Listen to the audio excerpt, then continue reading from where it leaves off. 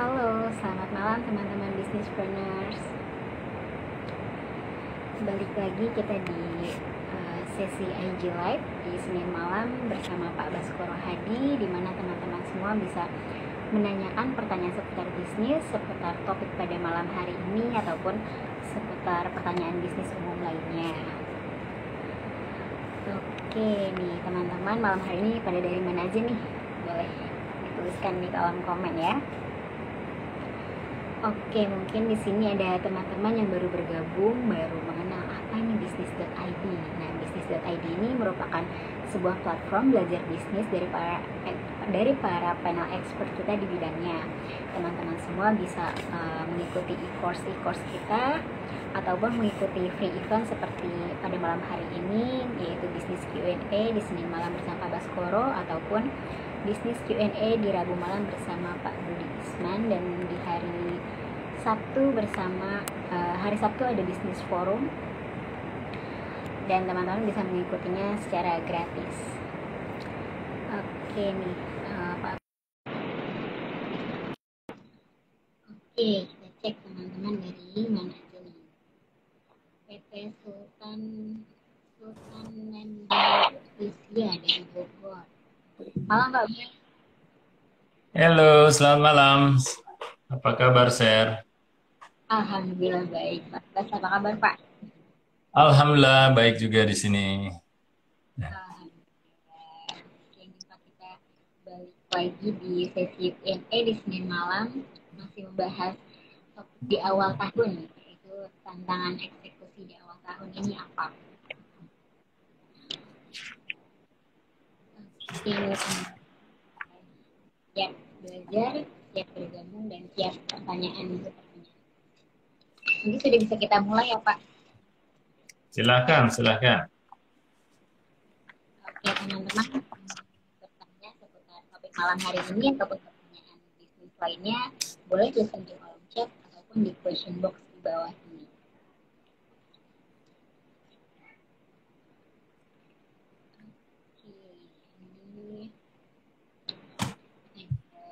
Oke, kita mulai aja, Sherly. Iya Sudah Pak. dibuka ya? Oke, Assalamualaikum warahmatullahi wabarakatuh. Ketemu lagi nih kita di Business Q&A edisi 17 Januari 2022. Alhamdulillah saya bisa melihat teman-teman di sini sudah mulai banyak yang bergabung, dan moga-moga semua pada dalam keadaan sehat walafiat ya. Ya, oke. Ah, saya akan membuka bisnis Q&A ini dengan topik tantangan eksekusi di awal tahun 2022 lah, atau di awal tahun ini. Tapi mungkin sebelum saya mulai,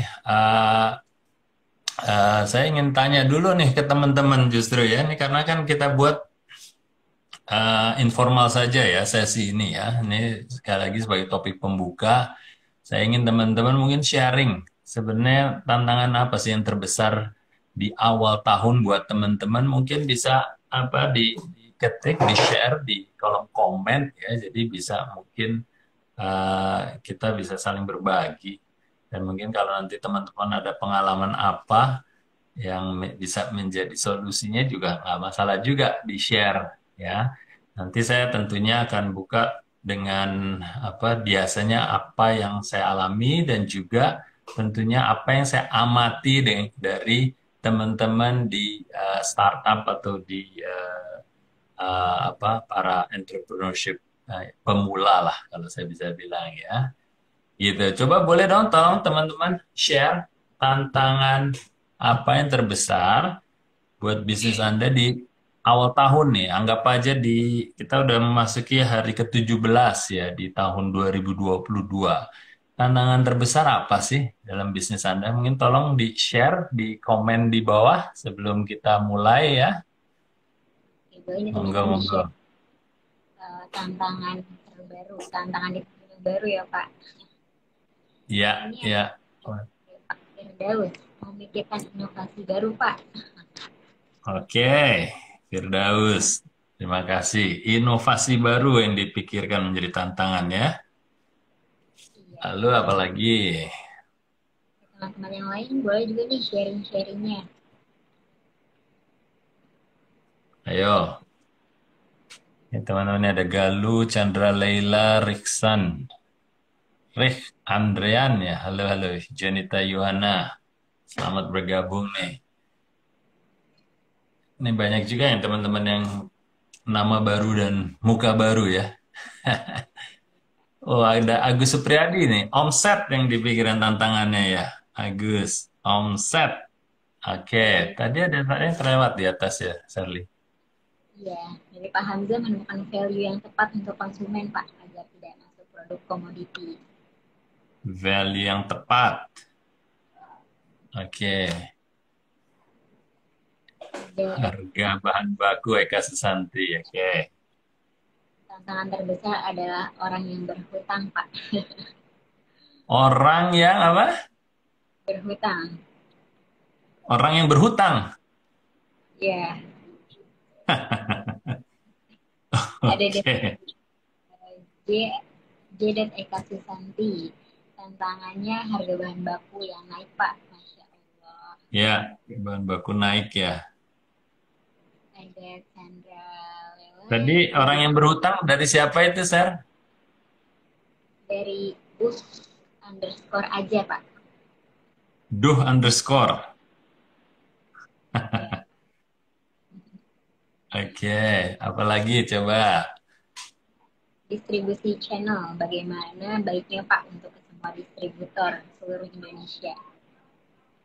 Distribusi channel. Oke. Ini ada dari GD. Awal tahun ini bisnis AMDK sangat baik, efek sekolah sudah mulai tatap muka. Next, tantangan terbesar adalah kompetitor yang semakin masif. Kompetitor semakin maju. Oke. Ini ada dari Pak Firdaus, mempertahankan traffic. Mempertahankan traffic. Ya. Oke. Ini ada dari My Rizky Harahap. Tantangannya punya bisnis berbagai cabang, Pak. Di berbagai cabang. Iya, tantangan punya bisnis di berbagai cabang. Berbagai cabang atau menambah cabang ya. Sorry tadi dari siapa? Maaf, Sherly. My_Rizky_Harahap. Hai. Ada dari Oke. Andalusia menambah customer di era pandemi. Apa pandemi? Sorry, Sir. Menambah customer di era pandemi. Oke. Oke, good, good. Pak, tantangan-tantangan yang dihadapi teman-teman. Ya, wah, terima kasih nih.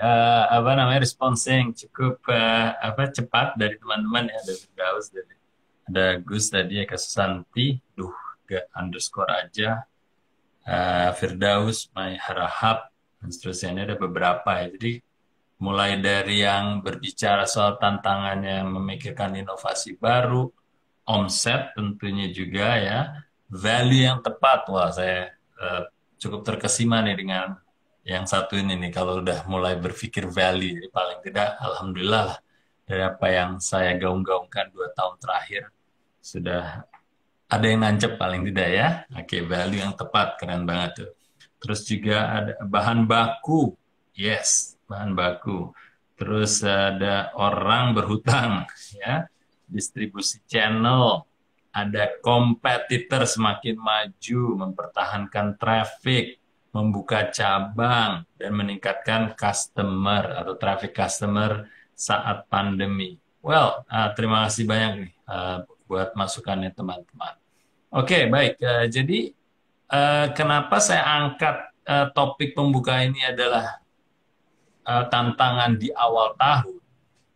Mungkin yang perlu teman-teman pahami adalah di awal tahun itu biasanya adalah momen di mana kita istilahnya ngegas ya. Kalau bahasanya teman-teman kan ngegas ya.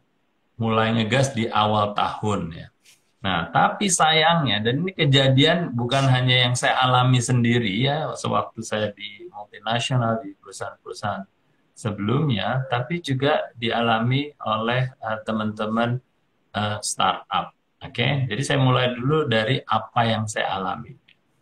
Apa yang saya alamin, benar sekali. Jadi kalau kita apa namanya pikir dalam kerangka planning sama execution, biasanya yang sering terjadi adalah di saat kita masuk Januari, jedet tanggal 1 Januari, itu seakan-akan kayak mati lampu. Gue mau ngapain nih? Gitu. Nah, padahal ini bisa dibayangkan ya teman-teman, bisnis-bisnis saya sebelumnya atau perusahaan di mana saya bekerja sebelumnya di perusahaan-perusahaan sebelumnya itu sudah ada planning. Nah, jadi bisa dibayangkan perusahaan-perusahaan yang sudah punya planning aja di awal bulan atau di hari-hari atau minggu-minggu awal tahun itu suka mati lampu. Mati lampunya adalah, wah, gue mau ngapain nih? Padahal sekali lagi, sudah ada planningnya untuk tahun 2022. Tapi yet again, sekali lagi kadang-kadang mati lampu. Wah, rada kalap. Nah, jadi, eh, bagi teman-teman tentunya pesan pertamanya ya, catatan pertamanya adalah harus kita punya planning. Udah pasti itu ya. Saya sudah bahas ini menjelang penutupan tahun 2021 kemarin, bahwa siap-siap buatlah plan untuk tahun 2022 ya. Pun kalau kita sudah punya plan, pastikan plannya itu benar-benar ada detailnya untuk dieksekusi. Maksudnya apa? Plan yang sudah siap untuk dieksekusi, yaitu pertama harus spesifik. Plannya itu apa? Spesifik. Jadi nggak hanya strategi aja. Oh, saya mau melakukan ini dengan cara ini. Tapi benar-benar plannya itu harus tingkatnya bukan hanya rencana, tapi benar-benar program. Jadi rencana aksi yang jelas. Jadi spesifik. Contoh, Pak Mel. Tidak cukup kita bilang saya ingin beriklan tahun 2022. Oke, terkesan itu spesifik. Oh, mau beriklan. Apa yang lebih spesifik yang harus kita lakukan sih untuk beriklan? Nah, tapi nggak cukup sekali lagi sampai situ saja. Kita harus tahu, saya mau beriklan, beriklannya di mana? Terus kapan? Terus berapa investasi yang akan saya lakukan untuk beriklan itu? Atau berapa cost atau anggaran yang saya sudah siapkan untuk beriklan itu? Anggapnya ini hanya untuk Januari aja. Ya, jadi harus spesifik. Ya, rencana harus spesifik. Plannya apa? Rencananya harus spesifik. Beriklan, iklannya sekali lagi. Kapan, di mana, biayanya berapa, itu harus spesifik. Nah, itu yang biasanya, sekali lagi ini bukan milik teman-teman entrepreneur atau startup ya. Ini kejadian juga di perusahaan-perusahaan besar. Karena istilahnya plan itu tidak terlalu spesifik. Ya. Nah, dan tentunya juga harus measurable tadi bahwa oh saya mau beriklan di mana kapan dan berapa biayanya. Karena itu suka terlupakan. Nah, gimana bisa kita beriklan kalau kita tidak menganggarkan? Ya. Padahal kalau kita punya plan tahun 2022 dalam 1 tahun, kan kita sudah harus menganggarkan biaya iklan kita dalam 1 tahun berapa, lalu kita pecah per bulannya. Sehingga kita punya keyakinan bahwa plannya itu benar-benar bisa diimplementasikan. Jadi yang pertama catatannya buat teman-teman adalah plan pasti harus punya ya, walaupun kemarin di penutupan tahun itu 2 dari 30 peserta yang baru punya plan, tapi nggak apa-apa, moga-moga hari ini persentasenya lebih tinggi. Dan moga-moga teman-teman juga lebih menghargai kenapa kok kita perlu punya plan. Yaitu tadi, eksekusi kita kalau tidak akan tereksekusi. Ya, implementasinya akan terhambat, tidak akan jalan. Dan punya plan tidak cukup kalau itu tidak spesifik dan measurable. Oke? Nah, itu yang saya alami. Terus yang kedua juga kadang-kadang hubungannya dengan budgeting atau anggaran tadi. Ya, kalau kita tidak punya plan, kita tidak punya anggaran biaya yang kita sisihkan, itu sama aja hanya cita-cita aja. Oke, udah spesifik, tapi saya nggak punya dana yang saya anggarkan. Ya nggak akan terjadi. Ya, apalagi ya startup itu lebih sering menganggarkan yang sifatnya impact-nya langsung maunya. Gue mau menganggarkan diskon 20% dengan harapan jualan gue besok naik 10% atau 20%. Tapi tidak menganggarkan sesuatu yang sebenarnya dibutuhkan. Contohnya kayak iklan, yang mana mungkin secara impact ya tidak langsung kelihatan. Ya, saya beriklan untuk menyebarkan berita, menyebarkan promosi, dan itu perlu pemanasan, perlu frekuensi. Nah, kalau saya mungkin baru beriklan di bulan Januari, bisa jadi hasilnya di bulan Februari dan Maret, atau mungkin Februari, Maret, April, atau mungkin baru April, Mei, Juni gitu ya. Nah, ini satu hal di mana kalau kita tidak menganggarkan dan kita hanya mengharapkan apa yang kita benamkan dalam hal cost, mengharapkan returnnya kembali secara instan, ya, itu sering implementasinya terabaikan, ya, implementasinya terabaikan. Nah, itu sebenarnya dua poin yang saya ingin sampaikan. Intinya adalah make a plan. Plan itu harus spesifik dan measurable, ya, sehingga kita akan terbantukan untuk mengeksekusi atau mengimplementasikan program itu. Masalahnya apa saja yang persis tadi teman-teman sampaikan ya, dari Firdaus, dari Agus, soal inovasi, soal bahan baku, dan lain sebagainya. Bisa dibayangkan kalau kita tidak menganggarkan bahwa tahun depan akan ada kenaikan bahan baku, yang mana itu biasanya dalam penganggaran selalu akan ada asumsi. Oh, core resources saya apa sih kalau saya bergerak di bisnis dairy, umpama susu, bahan bakunya, saya harus sudah mengantisipasi bahwa kenaikan atau penurunan harga bahan baku saya yang berupa susu itu tahun depan berapa sih harus saya anggarkan. Ya, apalagi itu core resources. Jadi harusnya kenaikan bahan baku tadi yang dihadapi oleh Eka Susanti bisa paling tidak impact-nya sudah kita antisipasi. Saya nggak bilang bahwa kita bisa prediksi harganya bisa naik hanya 5%. Bisa jadi kita prediksi 5%, naiknya 10%. Tapi kan masih mendingan ketimbang kita nggak prediksi ada kenaikan, naiknya 10%. Jadi gap-nya terlalu jauh. Tapi sebaliknya juga bisa jadi kita menganggarkan 5%, tapi ternyata ada penurunan 2%. Ya. Nah, apapun itu, kita sudah harus punya perencanaan dan penganggaran. Oke. Nah, contohnya kayak inovasi, ya, inovasi yang diungkapkan oleh Firdaus tadi. Inovasi itu juga harus direncanakan. Ya, inovasi kalau kita bergerak di bisnis fashion umpamanya, kita sudah harus merencanakan, oh tahun depan gue mau akan mengeluarkan 1, 2, 3 model baru kah? Atau 10 model baru kah? Harus kita rencanakan.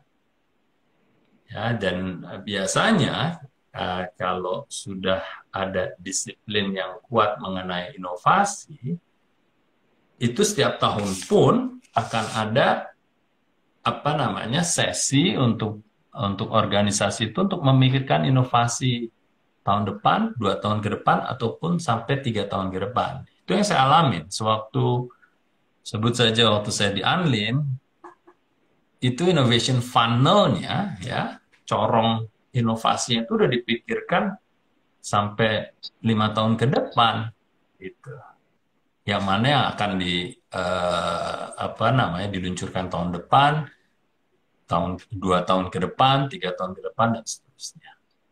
Ya, terus juga mengenai kompetitor. Nah, kompetitor tadi ya, kalau seandainya eh, kita sudah bermain di kategori itu, kita sudah mengidentifikasikan kompetitor yang direct, yang indirect, yang substitute, ya.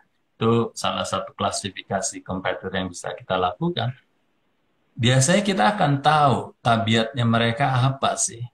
Kira-kira kalau kita punya informasi di pasaran yang cukup kuat, ya, intelligence kita cukup kuat, ya, informasi yang kita bisa dapat cukup kuat, biasanya kita akan tahu kira-kira kompetitor akan melakukan apa tahun depan.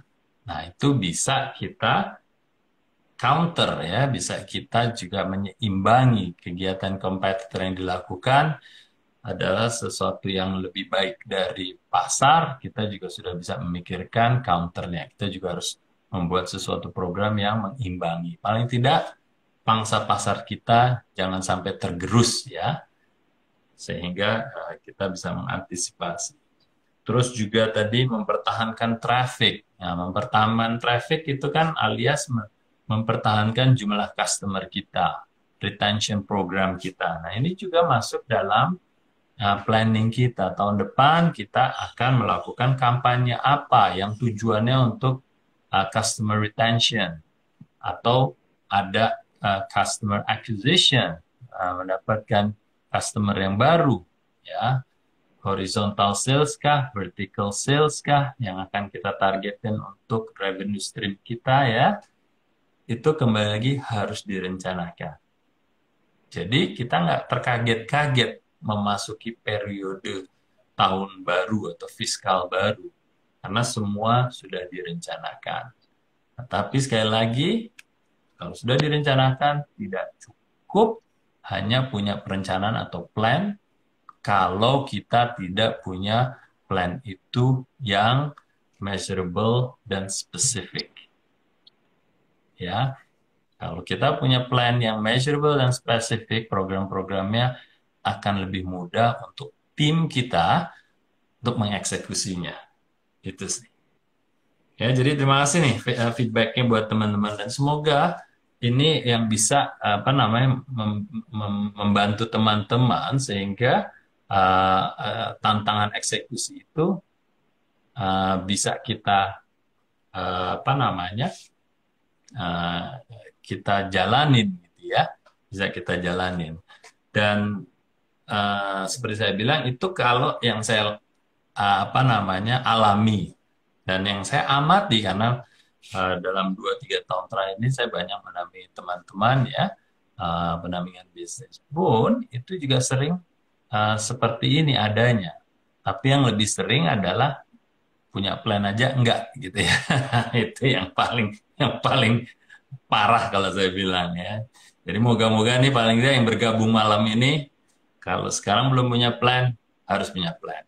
Kalau sudah punya plan, make it very, very specific dan measurable. Gitu ya, teman-teman, ya. Oke, silakan kita buka topik bisnis Q&A malam ini.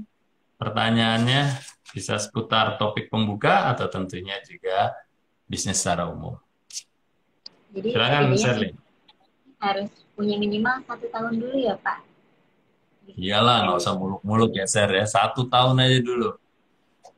1 tahun dulu. Oke, tadi ada pertanyaan masuk dari Pak Hari Pasopati.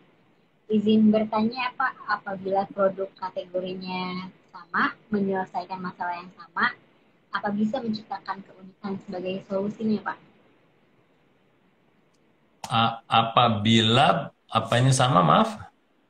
Apabila produk kategorinya sama, menyelesaikan masalah yang sama atau bisa menciptakan keunikan sebagai solusinya. Menciptakan apa? Jadi Sorry tadi menciptakan keunikan sebagai solusinya, Pak. Oh, Ya keunikan. sama, sama. Eh, pasti bisa nih dari Pak Sopati nih. Oh, ini salah satu yang rajin nih mengikuti bisnis GAD. Jawabannya sangat bisa. Ya, saya selalu ngambil ekstrim yang sewaktu saya mungkin dulu di Pepsi lah ya. Bisa dibayangkan kategorinya sama, terus apa namanya bentuk produknya sama ya Pepsi Cola dan Coca-Cola dulu. Atau bisa dilihat waktu itu teh kita dengan Sostro pada saat itu ya. Eh, produknya kategori udah pasti sama. Ini sampai ke produknya udah sama banget. Tapi toh masing-masing bisa ngangkat keunikannya, relevansinya, ya. Gimana caranya? Nah itu tadi, kalau kita sudah tahu kategorinya, kalau kita lebih mengenal consumernya, kita akan menjadi lebih intim kepada istilahnya segmentasi pasar yang bisa kita bidik. Itu ya. Kembali contoh Pepsi dan Coca-Cola, akhirnya larinya kemana sih? Bukan jualan produk sebenarnya, tapi menjual value. Ya kan, menjual value sebenarnya. Orang rasanya mirip-mirip, right? Value-nya apa? Kita sudah sering membahas ya bahwa value Coca-Cola adalah celebration dan openness, keterbukaan dan selebrasi. Itu untuk target dan motivasi orang-orang yang arahnya ke sana. Gitu. Tapi kalau Pepsi, memang Pepsi Cola di Indonesia tidak besar ya. Tapi saya kalau bicara soal di dunia ini ya, karena memang dua brand ini yang kuat. Yang lain yang nggak punya value ya sudah lemes lah, sudah tidak ada di pasaran bahkan ya. Itu karena apa namanya value-nya tuh kuat, yang dijual tuh value-nya. Jadi bangunlah value itu yang unik dan relevan. Ya, Pepsi itu value-nya adalah anti kemapanan dan berjiwa muda. Nah, kadang-kadang teman-teman kan memang mikir apa hubungannya gitu ya. Masa jualan kayak gitu aja bisa sih? Ya nyatanya bisa. That's what brand stands for. Itu merupakan apa kekuatan brand itu, yaitu memiliki value. Jadi kalau punya brand saja, kalau tidak ada value di dalamnya, itu juga tidak akan kuat. Karena pada intinya konsumen itu mencari value yang ada di dalam brand itu. Gitu ya. Jadi bisa sekali Hari Pasopati ya. Kita harus bangun value yang unik dan relevan. Itu contoh bagus sekali ya. Produknya mirip, kategorinya sama, bahkan produknya sama lah kalau bisa dibilang. Warnanya hitam-hitam juga, manis-manis juga, berkarbonasi juga gitu ya. Seperti itu. Oke, next kita pertanyaan dari Zuhadli. Pak, izin nanya, kalau kita mau buka toko sembako harus izin sana sini enggak ya, Pak? Sana sini nggak ya Pak infonya Pak? Ini sana sini apa nih maksudnya? Izin toko sembako, izin sana sini. Coba tolong diperjelas nih Zufadil. Mbak, hukumnya gitu, Pak. Ya jadi apapun itu kalau setahu saya kalau kita menjual uh, barang produk dalam kemasan apalagi itu hubungannya dengan makanan kita paling tidak harus punya izin edar ya kan BPOM ya BPOM Balai Pengawasan Obat dan Makanan BPOM kepanjangannya ya itu yang pasti sudah harus punya izin itu terus juga apa namanya mungkin kalau dibilang izin sana sini izin preman setempat ya saya nggak tahu lah itu biasanya berlaku secara apa namanya eh, secara apa tempat-tempat yang tertentu lah ya. Nah, tapi paling tidak secara profesional bisnis itu harus ada izin edar, ya kan? Itu yang paling yang harus dimiliki, ya.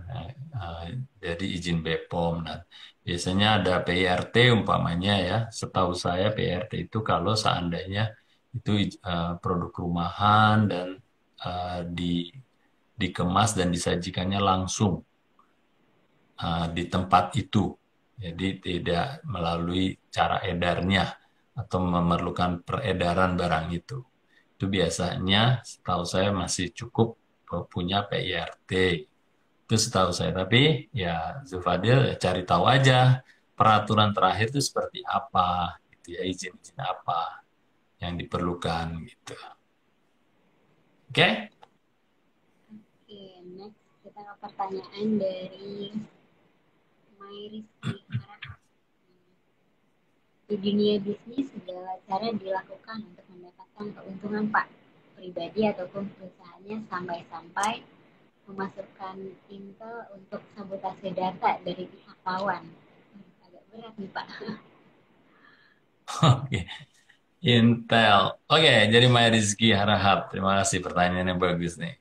Jadi kalau kita di dunia bisnis, tidak dipungkiri bahwa kita memerlukan data-data, informasi, dalam kita menjalankan bisnis, dalam kita mengambil keputusan, ya, specifically pun kalau kita bicara di ranah marketing, kita kan harus memahami informasi dan data mengenai konsumen kita, ya kan? Itu bisa kita lakukan dengan mengumpulkan data-data yang ada di pasar, ya, yang ada di apa namanya di online, yang ada di Google, itu kan semua intelligence ya.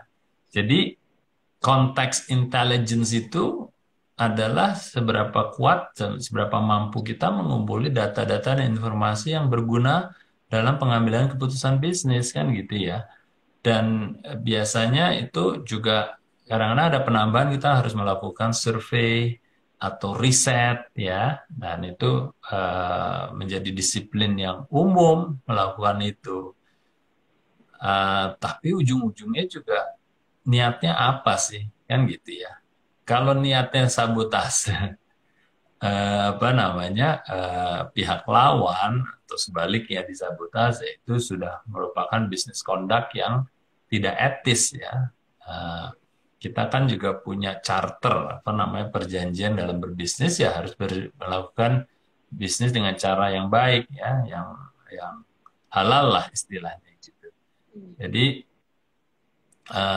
apa namanya segala cara bukan berarti halal gitu, tapi yang penting niatnya, tujuannya apa. Nah, dan itu lumrah terjadi. Jadi kayak waktu saya pun bekerja di Wyatt ya perusahaan Amerika di uh, di mana di Fonterra perusahaan New Zealand yang sudah mengglobal, semuanya punya carta-carta di mana dalam melakukan bisnis termasuk pengumpulan data, informasi itu cara-caranya harus etis gitu. Jadi apa namanya nggak bisa kita melakukannya dengan cara-cara apa yang negatif lah, apalagi menyusupkan agen-agen ke perusahaan terus mengumpulkan data kayak di film-film apa namanya film-film eh, apa tuh kalau itu saya kehilangan kata-kata di sini intelligence ya secret service gitu ya nggak seperti itu gitu kalau dalam dunia bisnis karena hal yang seperti itu tidak boleh dilakukan lah tidak etis. Nah, ini ada sedikit tambahan nih Pak. Nah, dari Rizky Harahap ini, apapun ia lakukan tidak memandang dosa ataupun pahalanya. Perilaku baik buruknya dengan dunia bisnis segala cara ini, bagaimana sih cara kita untuk mempertahankan data kita agar tidak bisa didapatkan oleh si kompetitor ataupun si intelijen ini Pak? Ya, yang pertama itu biasanya kita apa namanya kalau di entitas bisnis itu kita harus menjaga ya security-nya, sebisa mungkin menjaga security dari data-data itu. Jadi mulai dari apa namanya pengaturan security dari IT-nya, ya siapa yang boleh mengakses, terus juga device-device apa, peralatan apa yang diperbolehkan untuk mengakses data itu semuanya harus dijelaskan dan harus ada aturannya perusahaan itu. Ya, jadi itu bagaimana kita memproteksi ya data-data kita, data-data internal kita. Jadi dari accessibility-nya, dari IT, apa firewall-nya, sehingga tidak bisa ditembus oleh pihak yang tidak apa namanya berkepentingan dan yang tidak punya apa namanya hak untuk masuk itu udah harusnya diatur. Ya. Tapi sekali lagi itu hanya line of defense yang pertama karena zaman sekarang kalau orang niatnya memang ingin menyusup, apalagi itu adalah karyawan itu sendiri, itu juga susah untuk diblok, agak susah untuk apa namanya dibatasi. Ya, bayangin aja kalau kita emang sudah punya akses ya, kalau kita niatnya tidak baik ya pasti akan tetap bisa, gitu kan? Oleh karenanya biasanya itu masuk ke ranah yang namanya core values. Core values itu apa sih? Nilai-nilai luhur yang dijunjung di perusahaan itu. Salah satu adalah integrity. Ya, integrity itu kan kejujuran. Jadi masing-masing dari anggota organisasi itu harus punya apa namanya integrity yang tinggi. Gimana caranya? Ya, mulai dari seleksi awal untuk kita menseleksi karyawan harus kita tekankan bahwa integrity apa namanya is not compromise ya. Jadi kita tidak bisa mentolerir orang-orang yang tidak jujur seperti itu. Dan dalam seleksi di awalnya itu harus jelas-jelas kita filter sebaik mungkin. Ya. Jadi intinya adalah Mbak Rizky ya. Intinya adalah kita harus berusaha sebisa mungkin dan semaksimal mungkin supaya hardware kita security-nya terjaga. Terus yang kedua adalah orang-orang itu sendiri harus dilengkapi dengan yang namanya core value atau nilai-nilai luhur dari perusahaan yang dijunjung. Salah satunya adalah integrity. Prosesnya gimana ya kalau orang itu sudah ada, ya harus terus diingatkan. Integrity is not compromised. Bagi yang baru mau merekrut orang ya harus pastikan kita punya cross reference, cross checking orang ini seperti apa gitu ya. Itu yang mungkin akan bisa membantu paling tidak menghindari bocornya atau penyalahgunaan data-data internal kita. Seperti itu, Mas. Oke, kita next ke pertanyaan dari by Dedi.Sat. Bagaimana pertimbangan kita sudah mampu usaha kita untuk bisa ekspansi atau buka cabang lainnya, Pak? Mohon pencerahannya. Oke, ini bisnisnya apa ya, Mbak Dedi ini? Boleh nggak ditambahin ya? Pertimbangan kita sudah mampu usaha kita untuk bisa ekspansi atau buka cabang lain. Mohon pencerahannya. Jadi mungkin sebelum dijawab ya, Mbak Dedi, dan ini untuk buat teman-teman. Kadang-kadang kita berpikir bahwa untuk pengembangan bisnis itu bergaris lurus dengan penambahan cabang. Ya, bisa jadi iya, tapi bisa jadi nggak sepenuhnya itu adalah jawabannya dalam kita ekspansi bisnis.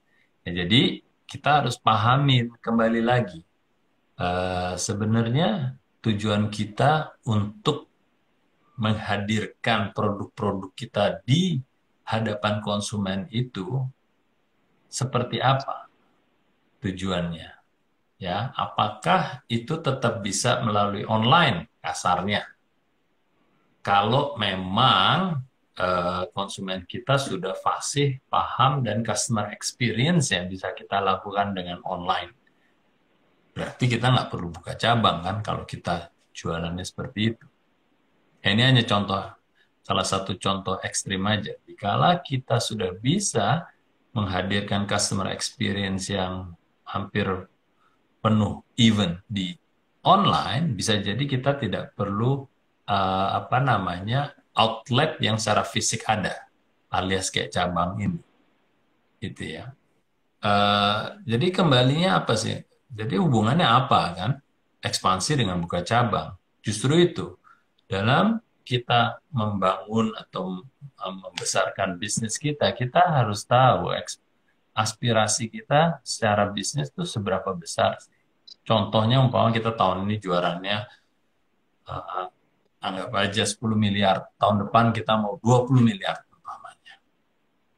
Oke, untuk peningkatan itu bagaimana kita cara meningkatkan penjualan kita yang 100% ya dari 10 ke 20 miliar. Nah, caranya mungkin dengan inovasi. Cara kedua mungkin dengan penetrasi pasar, alias titik-titik penjualannya jauh lebih banyak ketimbang tahun sebelumnya.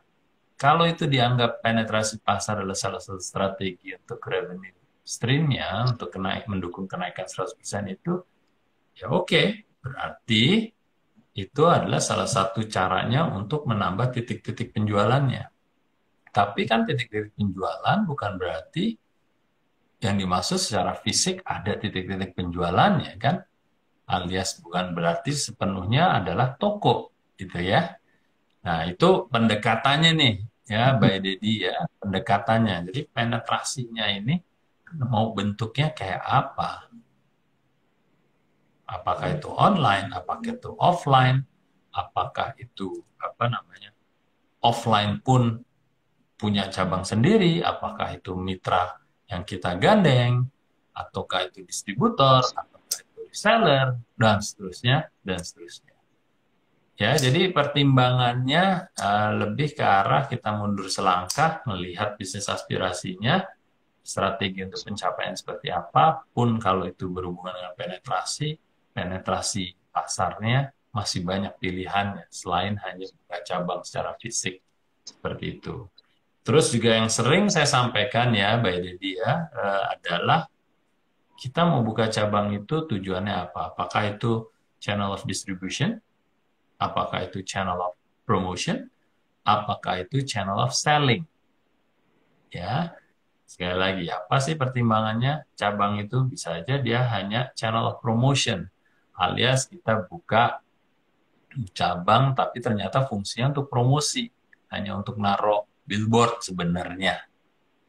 Jadi buka cabangnya di situ berarti nggak perlu diharapkan untuk jualan banyak, gitu kan? Kalau itu hanya untuk naruh barang promosi supaya kelihatan. Nah, bisa juga yang kedua itu channel distribusi. Oke, untuk penempatan posisi barang kita tapi tidak menjual langsung ke konsumen, tapi itu hanya menjadi hub saja untuk titik-titik penjualan yang lain. Ya, jadi dia sebenarnya adalah titik-titik distribusi, tapi belum sampai ke penjualan ke akhir konsumen gitu ya. Tapi bisa juga yang ketiga adalah benar-benar channel of selling memang untuk jualan. Gitu. Jadi bisa jadi tujuannya itu di antara ketiga itu atau gabungan dari ketiga itu tadi. Oke, Mbak Dedi ya. Jadi kembali itu yang harus menjadi bahan pertimbangannya. Bisnisnya ini rumah makan khas Jawa Timur, Pak. Lokasinya ada di Sumatera. Bisnis rumah makan. Ya. Ya, yes. Ya itu kembali lagi. Jadi rumah makan seberapa aja. Zaman sekarang ya, kalau kita mengenal dan kita sering dengar kayak waktu itu haus, ya.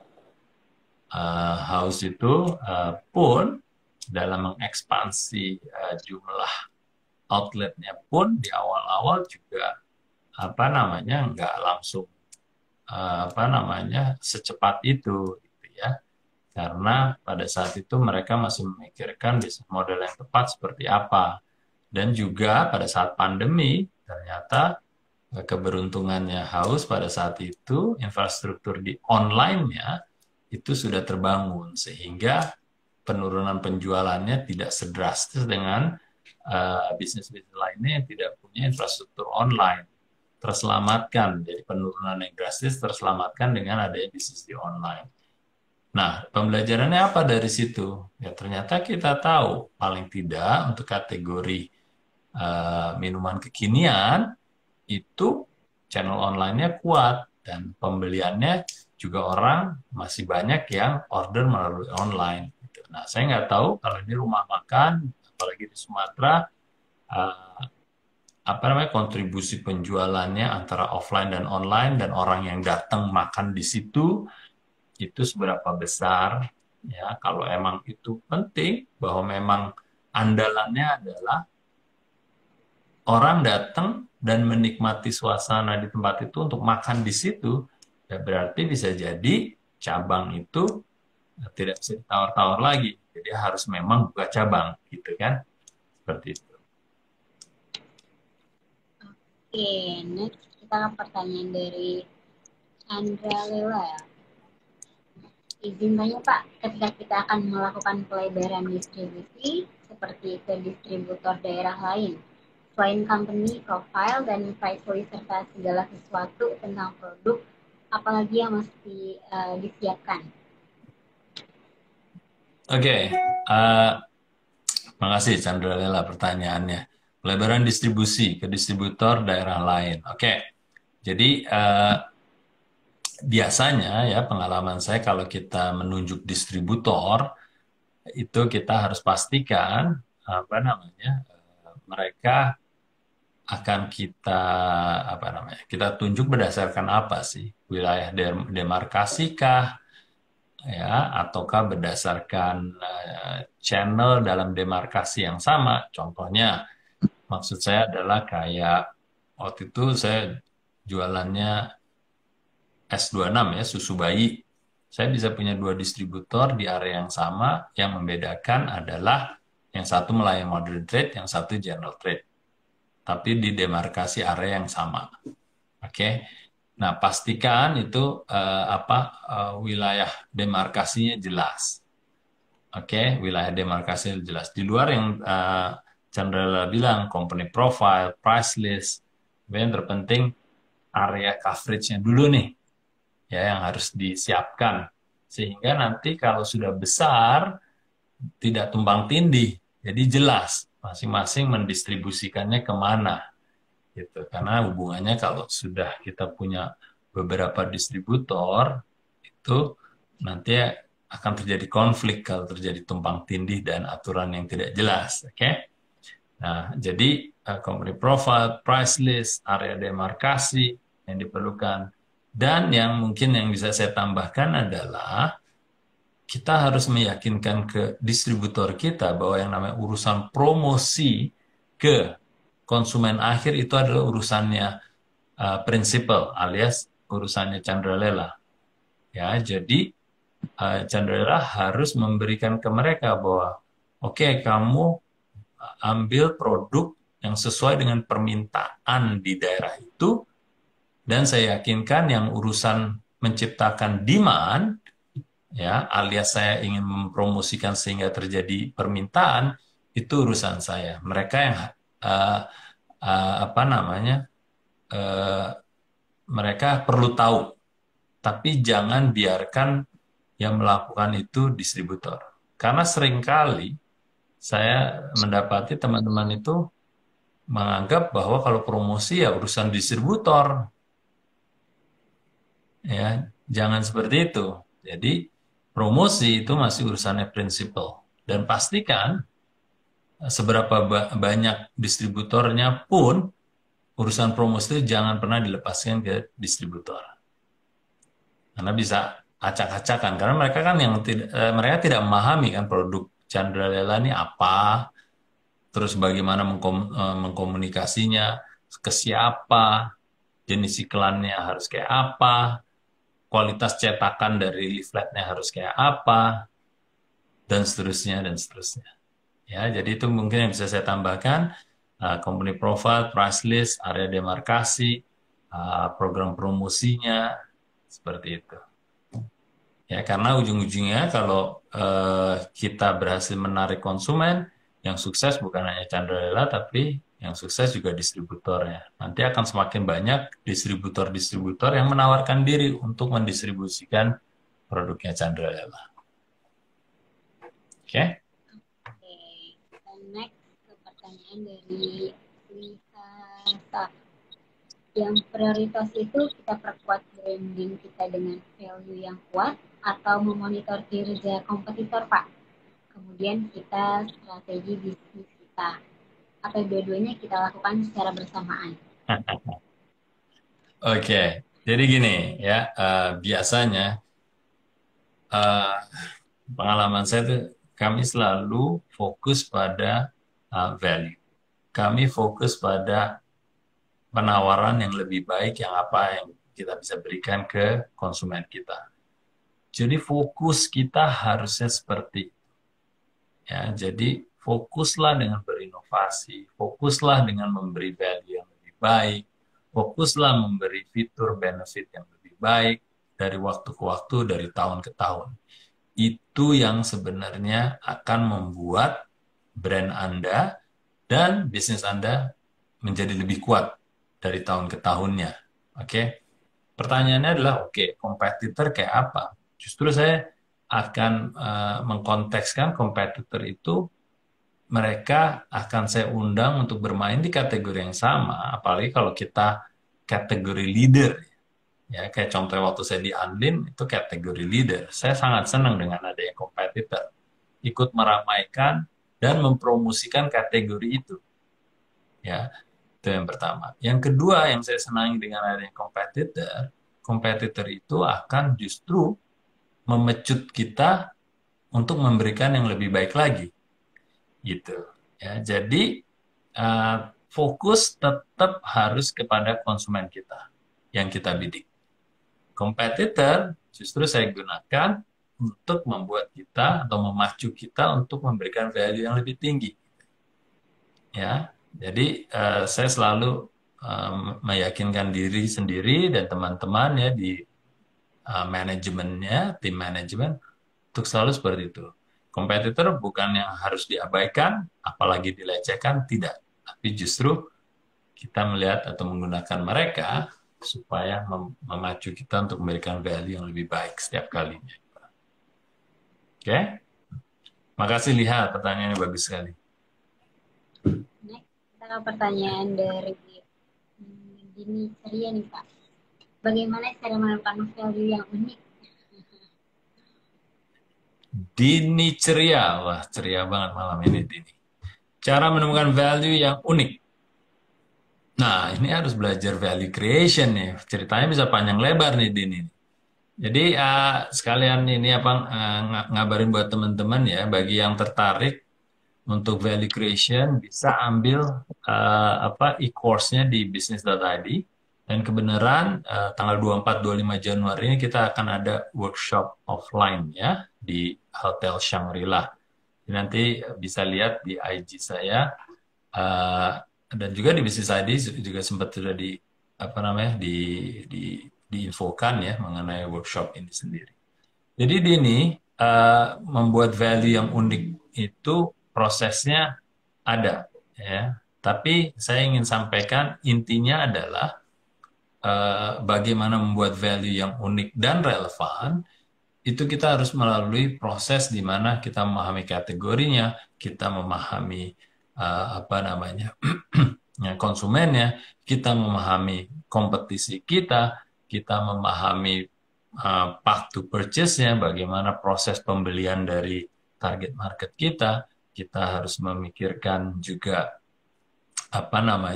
buying factors-nya, dan seterusnya, nanti kita bisa bangun yang namanya value laddering berdasarkan analisa-analisa yang mendasar dan yang cukup dalam itu.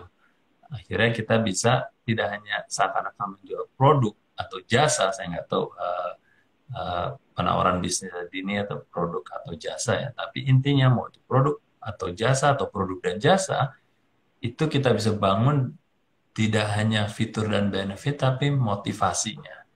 Dan ini seakan-akan sederhana sekali, tapi yang perlu teman-teman pahami dan termasuk Dini Ceria ini adalah tips dan triknya gimana sih untuk dapetin motivasi atau X factors-nya. Ya. Nah, kalau kita sudah dapet value-nya itu dengan proses yang tadi saya sampaikan ya, singkat ceritanya tadi, lalu kita gimana nih menghidupkannya? Nah, itu juga harus ada proses. Jadi, tidak cukup kita menciptakan value, tapi kita harus menghidupkannya kalau kita sudah dapat. Nah, itu apa yang dilakukan oleh perusahaan-perusahaan atau brand-brand yang sukses. Sebut aja lah, Pepsi, Coca-Cola yang udah 100 tahun lebih usianya.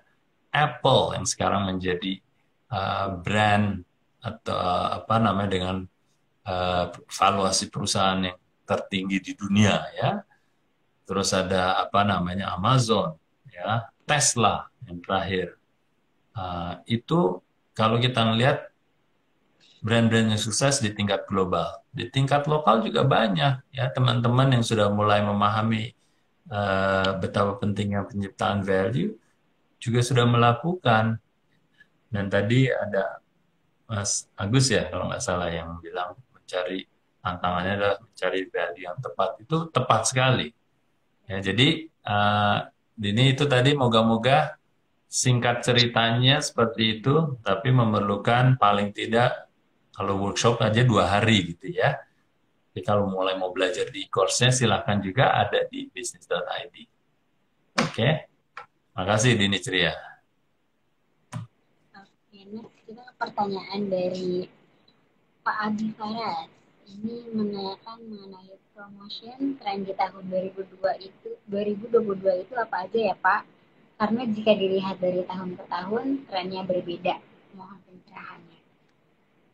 Oke, promotion trennya seperti apa sih? Eh, itu hanya bisa dijawab untuk teman-teman karena masing-masing kategori akan berbeda. Ya, maksudnya apa? Di kategori mungkin teknologi itu gaya atau tren promosi akan beda dengan yang umumnya di fast moving consumer good atau consumer good. Ya. Pun di consumer good akan berbeda trennya di fashion, di personal care, di kuliner, gaya-gaya promosinya biasanya yang bekerja secara efektif akan berbeda di lini apa namanya lini industri yang berbeda pula ya. Nah, eh, yang terpenting adalah sekali lagi kita harus memahami konsumen kita. Karena promosi itu apa sih sebenarnya? Promosi itu kan bentuk komunikasi yang punya persuasi dan daya untuk mengungkit mereka sehingga mereka mengambil aksi yang akhirnya membeli produk kita. Kan sederhana gitu ya. Promosi itu adalah segala bentuk komunikasi yang punya nilai persuasi dan akhirnya membuat mereka beraksi untuk akhirnya membeli produk kita. Nah, bisa dibayangkan kan? Ada elemen apa di situ? Target market kita. Cara kita mempersuasi target market yang berbeda akan berbeda juga. Contohnya target marketnya laki dan perempuan atau laki atau perempuan itu sudah jauh beda cara kita berpromosi. Orang yang teknologi savvy, yang orang-orang benar-benar orientasinya teknologi, cara kita berpromosi ke mereka juga beda dengan ibu-ibu rumah tangga. Seperti itu.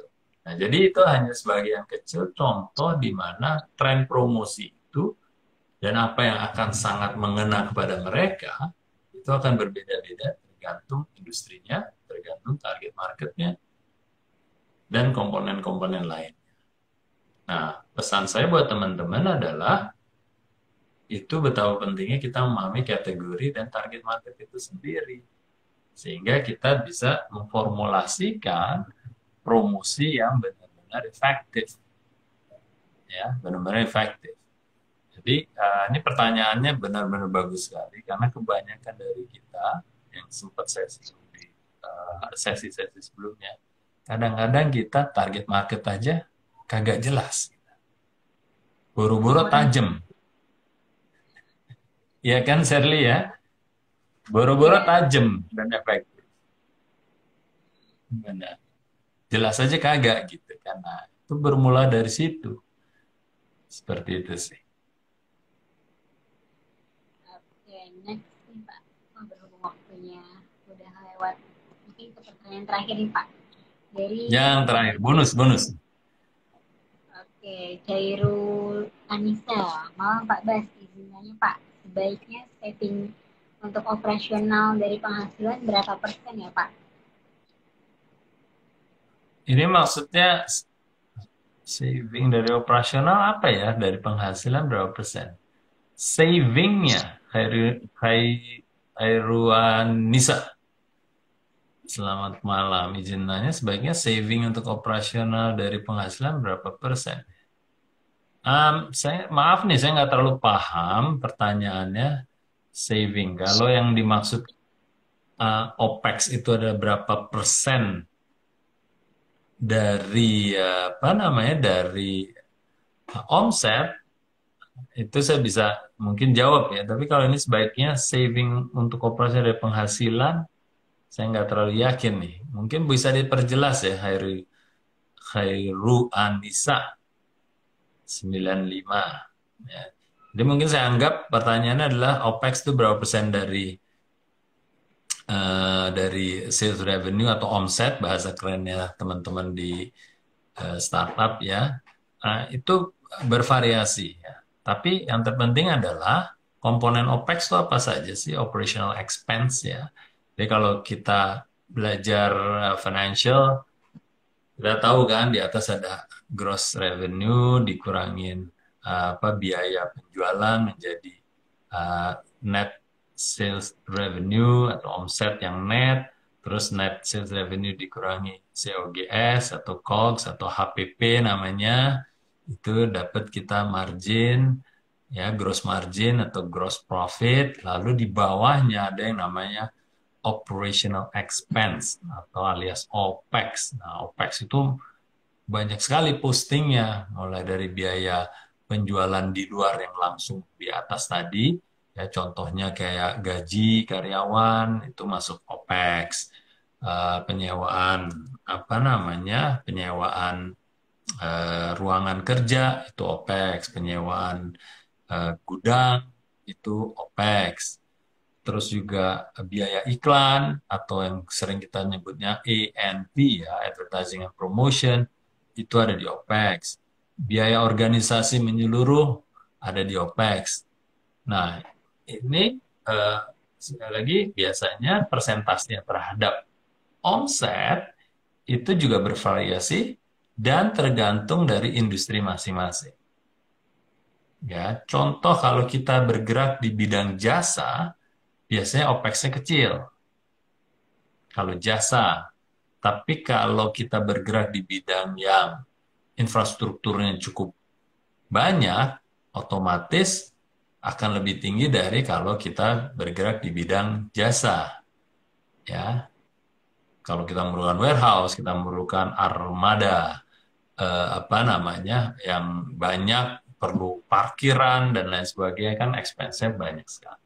Ya, jadi Khairu Anissa, itu yang bisa saya sampaikan. Jadi berapa persen persisnya akan kembali ke jenis usahanya dan juga bisa dilihat dari benchmark dari pemain-pemain yang sudah berada di kategori itu. Itu bisa kita gunakan itu sebagai target, bisa kita juga kalau sudah punya kita memperbaiki dari benchmark yang ada. Contohnya umpamanya OPEX-nya adalah 13% umpamanya ya dari omset. Bisa jadi kalau kita masih di 20% ya kita akan mengarah ngejar ke 13% dulu aja. Sebelum nanti semakin kita lebih sahih atau canggih dalam melakukan operational kita, kita bisa membuat apa operasional lebih efisien sehingga kita bisa mengalahkan benchmark industri itu yang 13% menjadi mungkin 12K, 10K, atau seterusnya. Seperti itu. Oke, Semoga terjawab pertanyaan dari Bu Cairu Anis.